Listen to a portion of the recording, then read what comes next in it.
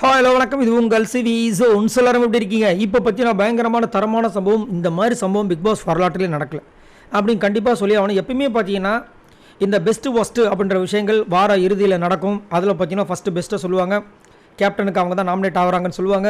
அடுத்தது ஒஸ்ட்டு சொல்லுவாங்க, அவங்க ஜெயிலுக்கு போவாங்க. சரிங்களா? அது கொஞ்சம் டைம் எடுக்கும். பட் இந்த வாட்டி பிக் பாஸ் ஸ்டார்டிங்கே வந்துட்டு ஒஸ்ட்டுன்னு சொல்கிறாரு. அதுக்கப்புறம் சாதாரணமாக நீங்கள் எடுத்துடாதீங்க, ஒஸ்ட்டில் வந்து எல்லா விஷயத்தையும் ஆட் பண்ணுங்கள். அவங்க இந்த மாதிரி நடந்த விஷயங்கள், நடவடிக்கைகள், ரூல்ஸை பார்த்தாங்களா, இந்த மாதிரி எல்லா பாயிண்ட் எடுத்துக்கிறார். இதெல்லாம் மனசில் வச்சு ஒஸ்ட்டு பர்ஃபார்மன்ஸாக சொல்லுங்கள் அப்படின்போது பெரும்பாலும் பார்த்திங்கன்னா பார்வதி தான் அதிகப்படியாக வந்து நாமினேட் பண்ணுறாங்க. 12 ஓட்டு. ஏன்னா அவங்க சொல்கிறத கேட்குறது கிடையாது, ரூல்ஸை ஃபாலோ பண்ணுறது கிடையாது, மற்றவங்களுக்கு முன்னுதாரணமாக இருக்கிறதுக்கு பதில் பேட் எக்ஸாம்பிளாக தான் இருக்காங்க. இது மாதிரி எக்கச்சக்கமான விஷயங்களை அவங்க மேலே கம்ப்ளைண்ட் பண்ணாங்க. இது ஆஸ் யூஷுவல் வரது தான். கமருதீனுக்கு வந்துட்டு வயலண்ட் அப்படின்ற ஒரு விஷயத்தை வந்துட்டு ஸ்ட்ராங்காக வந்து பதிவு பண்ணாங்க. வியானாலேருந்து எல்லாருமே சொன்னாங்க, அவர் பேசுகிற விஷயங்கள் பயமாக இருக்குது, அதிகப்படியாக வந்து வார்த்தைகளை விடுறாரு, ரொம்ப கேவலமாக பேசுகிறாரு அப்படின்னு சொல்லும்போதே வந்து அங்கே வந்து பேட் வெட்டிட்டு 2 பேருமே காட்டினாங்க.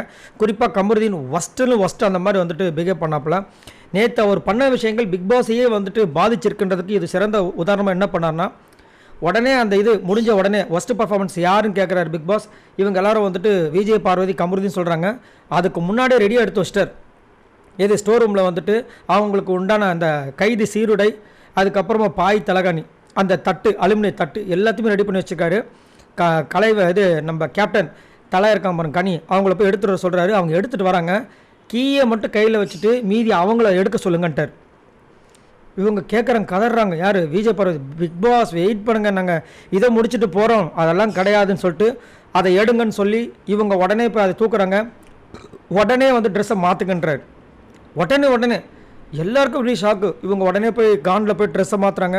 உடனே ஜெயிலில் போட்டுங்க. இன்னும் வந்துட்டு அந்த பெஸ்ட்டு பர்ஃபார்மன்ஸ் ஸ்டார்ட் பண்ணவே இல்லை.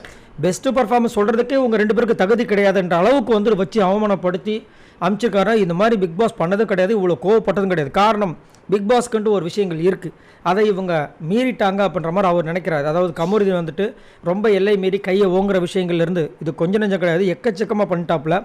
அதுவும் அந்த தனி மனித தாக்குதல், அந்த கேவலமான வார்த்தைகள் யூஸ் பண்ணுறதெல்லாம் பற்றி ரொம்ப கேவலம். பொம்பளை பொறுக்கி, எச்ச பொறுக்கி, இந்த மாதிரி பேசுகிறதா அதெல்லாம் டூ மச்சான விஷயங்கள். ஆல்ரெடி வந்துட்டு ரெட் கார்டு கொடுக்கப்படுன்ற மாதிரிலாம் போயிட்டுருக்கு. பார்க்கலாம். இது ஃபஸ்ட்டு எனக்கு தெரிஞ்சு இது ஒரு ட்ரைலராக தான் இருக்கும். அது மட்டும் இல்லாமல் பிக் பாஸ் வரலாற்றிலே பிக் பாஸ் வந்து ஃபஸ்ட்டு ஒஸ்ட்டு பர்ஃபார்மன்ஸை சொல்லி பெஸ்ட்டு பர்ஃபார்மன்ஸ்க்கு வந்துட்டு இவங்களை அனுமதிக்காமல், ஏன்னா ஒஸ்ட்டு பர்ஃபார்மன்ஸில் இருந்தாலும் அவங்க வந்து பெஸ்ட்டுக்கு சொல்லுவாங்க, அந்த மாதிரி அனுமதிக்காமல் உடனே நீங்கள் ஜெயிலுக்கு போகணும்னு சொன்னால் இதுதான் ஃபஸ்ட்டு சம்பவம். இதை பற்றி என்ன நினைக்கிறீங்க?